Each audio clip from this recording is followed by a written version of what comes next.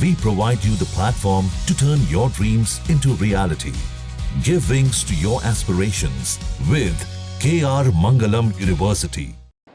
पाकिस्तान के प्रधानमंत्री शहबाज शरीफ को यदि भारत से बात करनी है, यदि उनकी ये जो मंशा है ये कभी पूरी होनी है, तो उन्हें भारत की शर्त माननी होगी। भारत और पाकिस्तान के बीच में यदि कोई बातचीत होनी है तो वो नितांत बायलैटरल ही होगी, वो द्विपक्षीय ही होगी।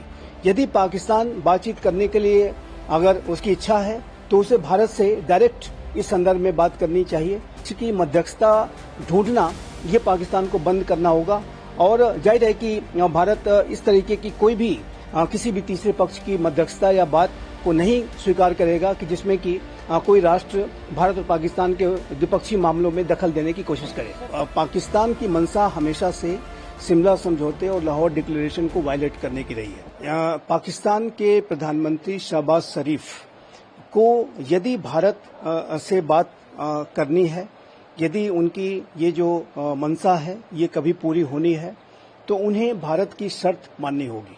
और वो शर्त ये है कि पाकिस्तान को आतंकवाद के विरुद्ध प्रामाणिक कदम, एविडेंस बेस्ड एक्शंस लेकर के दिखाने होंगे। पाकिस्तान को आतंकवाद के विरुद्ध इरिवर्सिबल, वेरीफाइबल और क्रेडिबल स्टेप लेकर के दिखाने होंगे। आतंकी कैंपों को बंद करना होगा।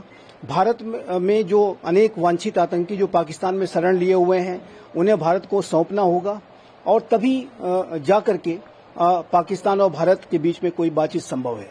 जब तक पाकिस्तान भारत के विरुद्ध आतंक की साजिशें रचना बंद नहीं करता, तब तक भारत और पाकिस्तान के बीच में कोई बातचीत नहीं हो सकती।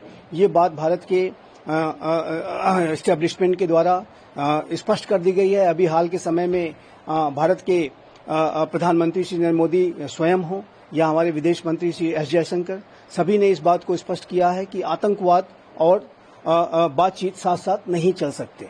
और दूसरी बात यह भी है कि भारत और पाकिस्तान के बीच में यदि कोई बातचीत होनी है तो वो नितांत बायलैटरल ही होगी, वो द्विपक्षीय ही होगी। यदि पाकिस्तान बातचीत करने के लिए अगर उसकी इच्छा है तो उसे भारत से डायरेक्ट इस संदर्भ में बात करनी चाहिए। उसे किसी तीसरे ईरान या किसी अन्य राष्ट्र से गुहार लगाने की जरूरत नहीं है, क्योंकि भारत और पाकिस्तान के जो विषय हैं वो पूरी तरीके से बायलैटरल हैं। ये शिमला समझौते और लाहौर डिक्लेरेशन में इस बात को स्पष्ट रूप से उल्लिखित भी किया गया है। पाकिस्तान इस बात को जानता है, उसके लिए कमिटेड है। उसने उन समझौतों पर, शिमला समझौते और लाहौर डिक्लेरेशन पर हस्ताक्षर भी किए हैं। तो ऐसे में तीसरे पक्ष की मध्यस्थता ढूंढना ये पाकिस्तान को बंद करना होगा और जाहिर है कि भारत इस तरीके की कोई भी किसी भी तीसरे पक्ष की मध्यस्थता या बात को नहीं स्वीकार करेगा कि जिसमें कि कोई राष्ट्र भारत और पाकिस्तान के द्विपक्षीय मामलों में दखल देने की कोशिश करे। सर, जिस तरीके से पाकिस्तान ने ऑपरेशन सिंदूर के बाद अमेरिका से बातचीत की ऑपरेशन सिंदूर को रोकने के लिए, ईरान में जाके बोलना, ईरान से बोलने का क्या अर्थ है? देखिए, पाकिस्तान की मंशा हमेशा से शिमला समझौते और लाहौर डिक्लेरेशन को वायलेट करने की रही है। पाकिस्तान इस बात की साजिशें रचता है कि किस तरीके से तीसरी पार्टीज का की मध्यस्थता भारत और पाकिस्तान के मुद्दों को पर कराई जाए और भारत के जो नितांत आंतरिक मामले कश्मीर का एक अंतर्राष्ट्रीयकरण किया जाए। जो पाकिस्तान और भारत के बीच में जो एक पाकिस्तान ऑक्युपाइड कश्मीर और गिलगित बल्तिस्तान का विषय बचा हुआ है, उसके अंतर्राष्ट्रीयकरण की कोशिश पाकिस्तान करता है, उसकी साजिशें रचता है। और इसी वजह से पाकिस्तान, चाहे वो अमेरिका हो, चाहे वो यूनाइटेड नेशंस हो, चाहे वो वर्तमान में ईरान है या किसी अन्य राष्ट्र के साथ, वो लगातार इस तरह की कोशिश करता है कि वो राष्ट्र इन मामलों में, इस भारत और पाकिस्तान के मामले में दखल दें। तो ये पाकिस्तान की जो बदनीयत है, जो उसकी साजिशों के तहत ये वो ऐसा करता है और इससे बिल्कुल स्पष्ट है कि पाकिस्तान की मंशा आज भी भारत के साथ एक बेहतर संबंधों को बनाने की नहीं दिखाई देती है। और आतंकवाद के संदर्भ में पाकिस्तान ने अभी भी कोई क्रेडिबल स्टेप नहीं लिए हैं, एविडेंस बेस्ड एक्शन नहीं लिए हैं। जो भारत ने आतंकी ठिकानों को ध्वस्त किया है, अब उसको फंडिंग करने की भी रिपोर्ट सामने आ रही है, तो ताकि वो फिर से खड़े किए जा सकें। तो ऐसे में वर्तमान हालातों को देखते हुए और पाकिस्तान के हुक्मरानों के अप्रोच को देखते हुए मुझे नहीं लगता कि भारत और पाकिस्तान के बीच में कोई बातचीत होने जा रही है। क्या ये कह सकते हैं आप कि पानी को एकदम तरस गया है पाकिस्तान जिस हिसाब से?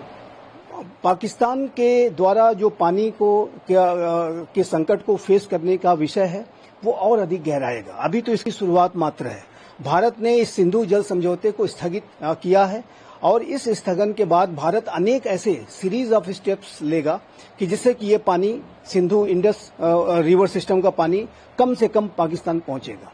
और इस संदर्भ में भारत जो डैम्स को बनाना, कैनाल्स को बनाना, उन नदियों को डाइवर्ट करने की जो प्रक्रिया है वो आने वाले महीनों में, वर्षों में, ये जब जैसे जैसे और कंप्लीशन की तरफ बढ़ेगी वैसे वैसे पानी के लिए और तरसेगा पाकिस्तान।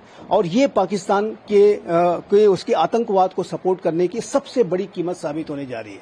पाकिस्तान की आवाम में हाहाकार होगा, एक गुस्सा होगा और ये जो गुस्सा है वो सिंध में दिख ही रहा है कि चोलिस्तान वाटर कैनाल प्रोजेक्ट को जिस तरीके से पाकिस्तान के हुक्मरान अब स्थगित करने की स्थिति में आ गए हैं वो इस वजह से भी हुआ है क्योंकि जो सिंधु नदी का जो पानी है, जो सिंधु नदी का जो पानी 5 कैनाल्स में पहुंचना था और सतलज का एक पानी एक अन्य कैनाल में पहुंचना था, जो 6 कैनाल्स बनाई जानी थी चोलिस्तान वाटर प्रोजेक्ट के तहत, वो अब कैंसिल की जा रही है। तो इससे सिंध के लोगों के अंदर पहले से जो एक पंजाब के राज्य को पानी देने के संदर्भ में गुस्सा था वो और अधिक बढ़ेगा और ये अल्टीमेटली पाकिस्तान के हुक्मरानों को, पाकिस्तान की आवाम का एक गुस्सा फेस करना पड़ेगा और इसके लिए और इस वजह से पाकिस्तान के जो हुक्मरान हैं वो उसकी अल्टीमेट कॉस्ट पे करेंगे। भारत ने स्पष्ट किया है कि जब तक सिंधु जल समझौता स्थगित तब तक रहेगा जब तक पाकिस्तान आतंकवाद के ऊपर प्रामाणिक कदम लेकर के नहीं दिखाता है।